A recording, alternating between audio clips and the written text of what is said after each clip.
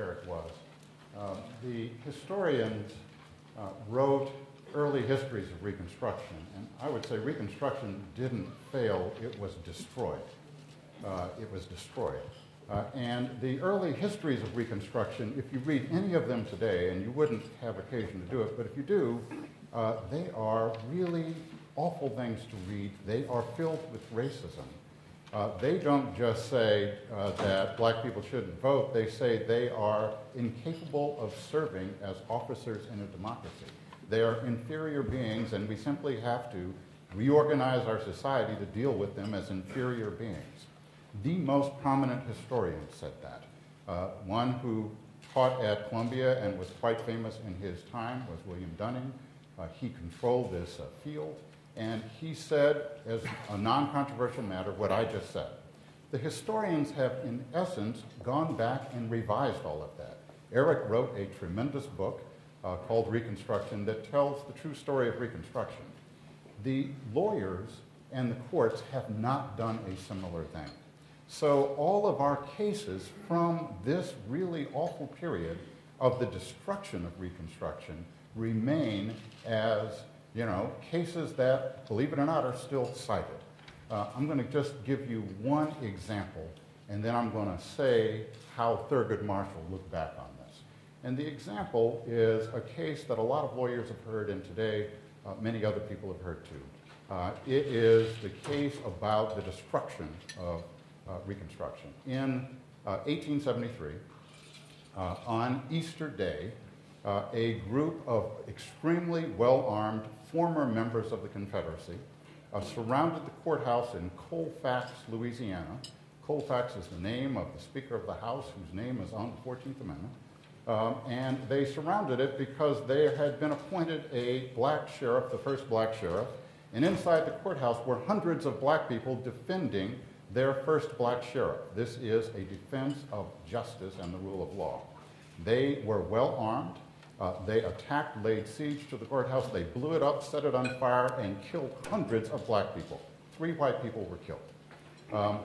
The result of that was, obviously, you can't get any recourse from the local authorities. They were destroyed.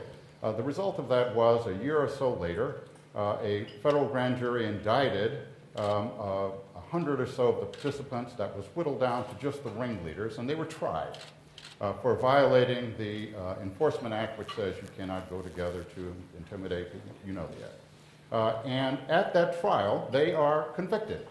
Riding circuit was Justice Bradley from the Supreme Court. And he sat in on the trial, riding circuit. And when they were convicted in court, he intervened and said he found the trial unlawful and freed the ringleaders right there in court. That case is then appealed to the Supreme Court. In the Supreme Court, the case is handled by Rafferty Johnson. And Rafferty Johnson's a former Attorney General of the United States, but he is best known in this context as the man who argued for the slaveholders in Dred Scott. Okay, that's who he is. He wins that case, and they are exonerated. This is in every way the end of Reconstruction. That is the overthrow by armed white insurgents of a government in Louisiana. The case is Cruikshank. If you read Cruikshank, you will not be able to figure out a single thing I just said. It contains no history. Okay, you won't figure out a single thing. We have a parade of cases: Cruikshank, Slaughterhouse, the civil rights cases, Plessy, Missouri versus Mississippi versus Williams, Giles versus Alabama, on and on and on and on, that are using a history that is corrupted, okay, and filled with racism. Those cases remain as cases, okay? Believe it or not, some of them are still cited for things that matter today. The historians have gone back and done this, and the lawyers haven't. Thurgood Marshall, on the bicentennial of the Constitution, gave a speech that turns into a law review piece, and it contains this quote: while the Union survived the Civil War, the Constitution did not. In its place arose a new, more promising basis for justice and equality, the 14th Amendment. The 14th Amendment contains the Equal Protection Clause. It contains the Privileges and Immunities Clause. It contains the clause that says that everyone born in the United States is a citizen of the United States. Those were intended to be revolutionary aspects of our government. And when he says the Union survived but the Constitution didn't, the 13th, 14th, and 15th Amendment were intended to do a revolution to how we actually exist as a democracy.